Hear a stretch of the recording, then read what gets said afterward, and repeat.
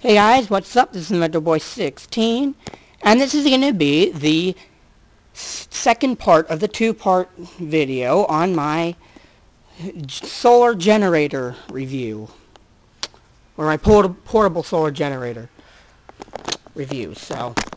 And in here, in this video, we'll be going over what's inside this thing. So we're going to open it up, move the fan thing somewhere else, like right there. I think that would work. So in this video I'll be showing you the insides of this thing and how I have the insides of it set up and stuff, and let's get started. So here you see my 400 watt power inverter, my PowerBright that is. And by the way, PowerBright is absolutely awesome. Their inverters are great. Way to go, PowerBright. I love your products.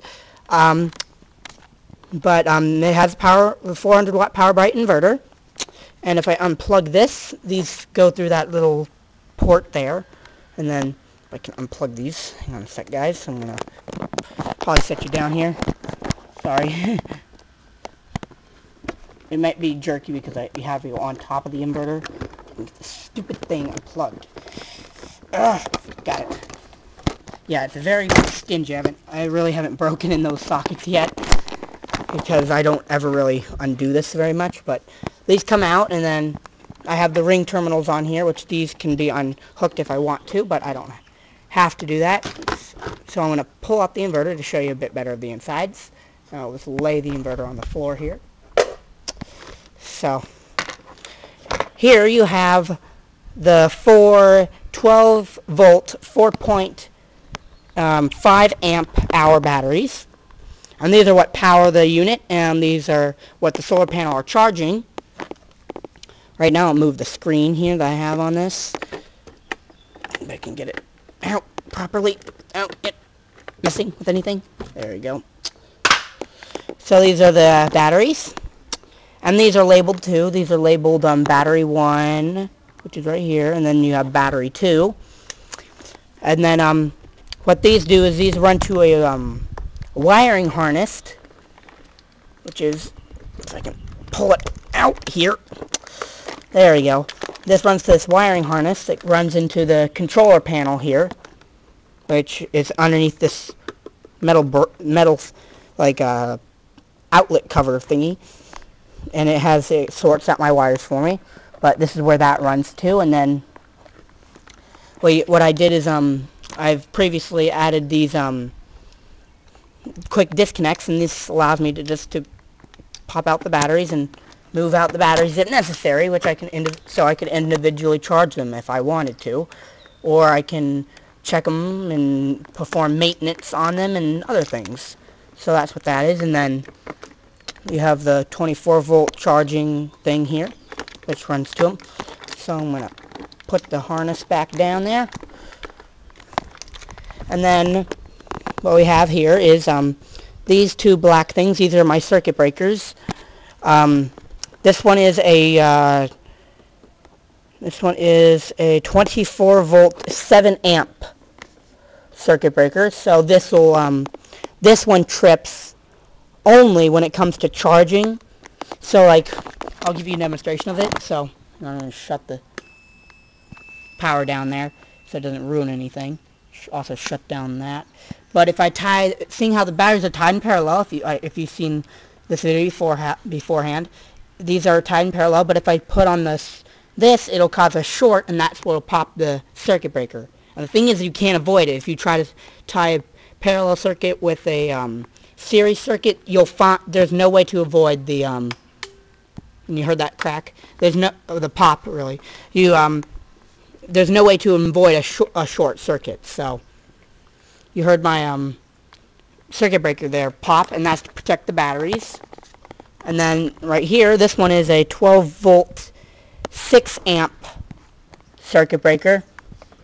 So this controls whenever I'm running it off of solar, or if I'm using the 12 volt power port here. This controls if there's any arcing or anything like that goes on. It'll control that and protect the generator from any of that. And you heard that pop. That means it's been reset. It'll protect it from those. And then in this white box here, I have the wires. This holds a lot of the access wiring that I have from this thing, saying that I've had to have a lot of access wiring, and holds there's I think 4 to 5 electrical cones in there with wires connected to them. If I can just, I can't really. But if I pop open the lid, you'll see a lot of wiring in there, and then the wiring is sorted by this thing, and it keeps it all nice. Right on this side, I don't have one for this side, so it's really messy, but who cares? And then, if you see down there, that's the master power switch. And then you got the other switches deep down in there. And those are the control switches for the 12-volt accessory units, like the fan and the inverter, and then the 12-volt solar and outlet port there. So, the way I have this set up is that all my switches are on one side, and this one's very distinct. I put this somewhere where, you know, it'll be an eye catcher, and people will be like, oh, that must do something very important. As opposed to these are all just primary controls and things like that. So, but that's how I set that up. And with the rest of the inside, the reason the battery switches are covered is because if these arc, and there's they're not being connected to the because these if they arc right now, the circuit breaker won't protect them because it'll be a direct arc. So this thing here around them protects them from anything knocking into them or moving them, so they don't arc, which is a very low possibility anyway. But just in case, it protects them so they don't arc, because these switches in here are not circuit breakers. Are not connected to circuit breakers because they come in before the circuit breaker comes in. So if these switches arc, then they could get ruined. So yeah, but that's why I have them in this. And then with the inverter, I have the ring terminals, which I have running into here, so I can unplug it if I want to. But I don't want to right now, so I'm actually going to start putting the inverter back in here, so I don't have to worry about it later. But I have built this thing in a very special way to make it so it's very easy to service and very easy to mod if necessary, which I may mod this in the future with a bit better of a battery system or whatever that's in here right now.